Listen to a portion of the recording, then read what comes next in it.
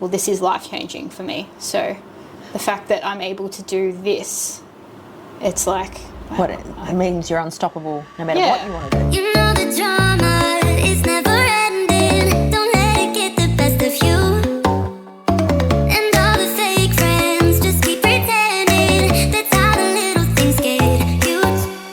Paralyzing every part. So you're finishing a fat loss program, which obviously you've absolutely killed it, right? You've nailed it for 12 weeks. It's because I'm so boring. Boring is good, okay? Boring is the secret. I'm so boring. So what happens after a fat loss program is where people tend to either slingshot back or learn to uphold what they've built, right? So this is a new challenge in a different way. It's a bit scary, I'll be honest. Yeah, but this is where I'm of most use to you, because when you're in a fat loss program, it's literally eat the same thing for 12 weeks and then don't eat anything else, right? Yeah. So that's simple. Basically, in the end, like, I think there wasn't any other commentary in my food diary except for yay. Yeah, Woohoo! more of the same, please. Yeah, Because the just weight's keep coming going. off. It's working. And if, for example, you said my strength is going down or I'm getting hungry, we would have made a change.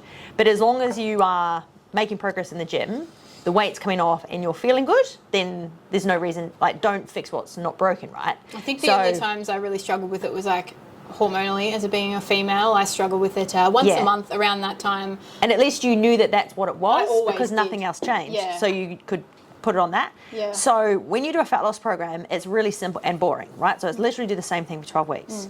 So what happens after is the important bit, because you've committed for so long that, first of all, you feel a little bit like, what the fuck do I do now? And also, you don't want to always put that much pressure on yourself, because it did take a lot of willpower. So even though it's simple, it still took a lot of you being very focused on what you were doing, right?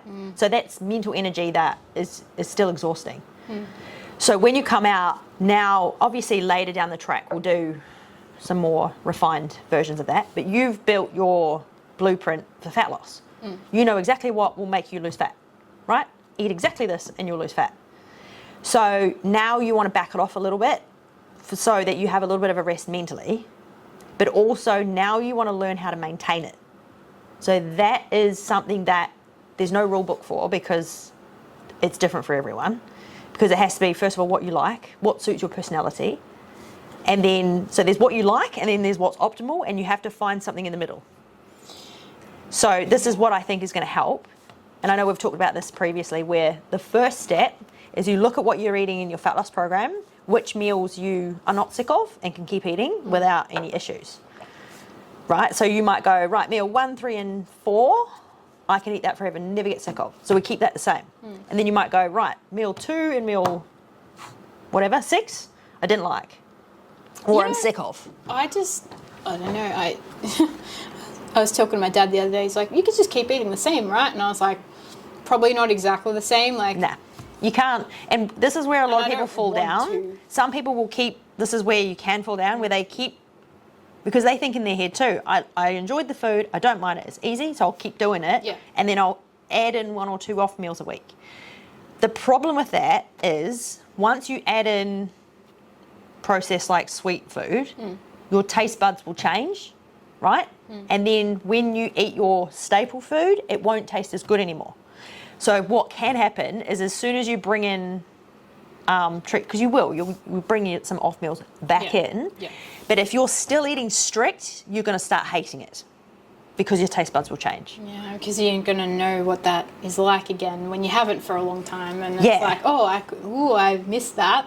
Yeah. This tastes boring now. And then you start getting cravings, and then you fall down. And even if you still make the food, you'll look in the fridge and go, fuck that, I'll go out and get pizza. Yeah. So that's why if you keep the ones that you like, you bring in a little bit of variety back into your staples, then when you have your 1 or 2 off meals a week, You're still excited by the other stuff. Yeah. Yeah. that's the key. So it's finding, and what you'll find too is, because you've done a year of hard work with your food, you've done 3 years of hard work with your training, a year of hard work with your food, so your metabolic rate is much better now than it was a year ago. So the more times you go through the system, the less you need to do to maintain the result, because your metabolic rate is higher, right? So what you did in this fat loss program, you might not need to be that strict next time you do a fat loss program. provided that you maintain most of the result in the meantime. So, for example, if you just fell off and you put all the weight back on, then you would have to work just as hard next time. Whereas if you maintain it, so you drop your compliances slightly now, you will maintain most of your results. Then next time you do a fat loss program, you don't have as much weight to lose. That's just going to be so interesting because I don't think I've ever been. I mean, it was never a weight goal for me in terms of kilos. Like, I don't think I've ever been this weight before. Maybe in my early 20s, I probably was a little bit lighter. Yeah. So you don't know. This know. is uncharted territory now, right? This is like, I've never done this. I've never tried to maintain this. Like, yeah. I feel like it's solidified in my life and in my brain and in my cooking habits and in the way that I think about putting together food now is different. Yeah. So because you're not going to stop strength training. You're not going to stop food prepping. No. You're alone now, so you've got nothing in the pantry that's in your way. There's no annoying people around. Exactly. So there's a lot of things that are not going to come back. Yeah. So what you need, and that's fine. That's why you're going to maintain it anyway. So that's why you're like, right now, this next 3 months is really just you figuring out how to hold it. That's kind of it. Scary. Yeah, but I mean, like you were saying, with this 12-week stint, you don't want to go beyond it in terms of like calories that I'm eating at the moment. It is less than what it was. Yeah. Even then, even before, I was still losing weight slower. I think in these last 12 weeks, I've just gone shoom. Like, Yeah. that's when everyone's noticed it. Yeah. But even in before, my like staples before, which are quite different now, Yeah. I was still losing weight Yes. there. Yeah. Yeah, because you've lost 22 kilos. So for someone who's got 22 kilos of excess body fat, that's a very different metabolic environment to someone like you now. You've got more muscle and a lot less fat. Yeah. So each phase, you actually need a different mindset and you need a different habit with your food. So what you just did then was perfect because you had 22 kilos to lose, right? Who even knew that? Like, No. I've had many people Yeah. be like, what do you mean you had that? And I was like, well, I had something, obviously. I don't know the number value of it. I Yeah. do now, but... But it would have been all from like around your organs and all sorts. So it's fat that you wouldn't have even been, like, internal. I think in, like, check-in photos, which I don't look at that often, but I did for the last ones that I did. Yeah. Yeah, it came off my stomach last. Like, last. Yes. You work So really hard, it comes off there last. So going forward, it will... So because you don't have that fat to lose again, you might put a couple of kilos back on. That's normal, right? So just say you put 3 to 5 kilos back on, that's fine. That's normal and it's expected because you've lost 22. I'm not in a habit of weighing myself very often. Well, ever. I think I only did it every 3 months when you were like, do it on the body scanner. That's the only time I ever weighed myself. So. Yeah. Weight is not a goal for me. Like, No. never has been. But what I'm saying is, as you go through the phases, it's normal to go forward and then back a bit. Forward, and this is normal, right? And Rachel's the same. So she'd lose heaps, put a touch back on. Lose heaps, put a touch back on.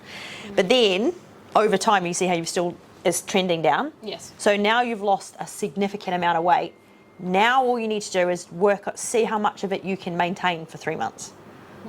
Because what that does then is it's also changing your body's like set point. Okay. So you want to teach your body, this is my new set point now. So this is not my goal weight or this is not what I'm working towards. This is my new normal. Yeah. And like, so that, yeah, you're still food prepping, it's still like maintainable, and it's like, this is just And what I worked hard for, but also who I am now. Yeah, but also your appetite levels, your energy levels, how quickly you recover from your workouts, how much sleep you're getting. So for example, if you start having cravings now, then you know you haven't found your set point. So your set point is where you know how much food works for you, you know how much training works for you without burnout. So everything starts to feel quite normal. And then when you hit that point, that's how you know you've figured out, okay, this is my new normal body now. Like, I don't need to do that much to maintain this body.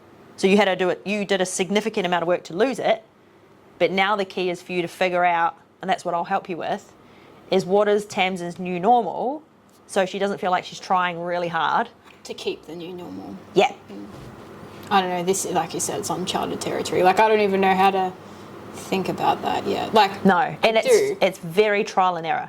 But I'll give you lots of examples, and the first one is keeping the meals you like and inserting a couple of the meals that you missed from your previous 12-week staples. I'm just trying to think, like, And that might be a little bit of trial and error. So for the Yeah. next week or two, you might make one or two, because what will also happen is you won't realise how much your taste buds have changed until you make those meals, and you'll be like, fuck, this one tastes way better now, or I don't like the taste of that one anymore. I did buy, like, I went food shopping, so today's Sunday. I went food shopping yesterday. That's generally when I do my food shop, on a Saturday. It's interesting. The way that I'm thinking about it now is just different to the way I was thinking about it before. So I'm like, okay, I'm just thinking about lunch now, because lunch, I'm not bored of it. I could keep eating it, but like that's the most boring thing to me at the moment. Like my lunch, I'm like, like, you know, I'll eat it, it's fine, whatever, but it's kind of like boring to me now. So I'm like, how can I, all right, it needs to have protein in there, and this is what it needs to look like. Yep. What am I going to mix it up with all the veg and the food that, like, so I've gone out and bought like a different slaw mix. I've got some different veggies. I've got like some different things that I just want to put in there. Like I'm going to roast some veggies. I haven't done that for a while. I usually eat the frozen Broccoli, cauliflower, and carrot rice. which I like, and I'm probably going to keep in dinner because that's easy. Like when I come home for dinner and I'm tired, that's really quick to put together. I like that. Yep. But I'm just thinking for lunch, what can I prep ahead that's still like, you know, not potatoes and stuff, like within what I should be eating, but how can I get creative with it? Because I actually quite like cooking and I like being creative. So I'm like, I'm just missing that healthy variety. Like I'm not going to be like, I'll have a slice of pizza for lunch at work. Like I'm just like, okay, I'm going to put together some sort of bowl that I'm going to bring to work. Like what can I put in there now? So that what you're saying there, that is an example of mixing it up, but within parameters. Within parameters, yeah. So that is a good mindset for someone who is learning how to maintain the result. Well, I'm excited for that. I'm just excited. Like I know, like in the very beginning of this, like the Facebook group that we're all in, and you were posting recipes, Rachel's posting recipes, and people that are living it are like, I'm like, please. I think one of my questions on there was like, everyone give me some inspo, like help. Like I don't even know what veggies should I eat. Like what veggies are in there? Like which ones? Because I was like, where do I start? Yeah. So now that I'm like, okay, you know, have your more starchy stuff like your potatoes and stuff after you train. Keep that outside the window. Yeah, like stuff like that. Now I know. I'm like, okay, well, I can get creative with all the other veggies I can have. Yes. You know, outside of that. So I'm just excited to be, creative within parameters, because now I understand. So with your, because everyone learns differently, right? So it sounds like you've got quite a visual learning style where you see what someone else is doing and then you can make your own version. I'm like, well, I've got food allergies as well, quite serious food allergies, which has been fantastic for you probably because you know exactly what's in things. Yeah. So I'm like, this is my roast veggies. This is what is on roast veggies. She can't get too creative because she's allergic to everything. Like, this is what I can have. This is what's on there. Like it's very. There's only one takeaway food they can actually have, and that's this has helped, right? Being allergic to everything helps. I miss Mexican food like no tomorrow. I am hanging for Okay, one of my friends was asking me, what are the 3 things that you miss? Milk in my coffee? Well, I don't generally drink a lot of milk in coffee, but like a milk of some description. Yep. Bread, just want some avo toast, and Mexican food. That's all. And that's not that crazy, right? Yeah, and he's like, do all those 3 in the same day. I'm like, no. The tummy will not handle that.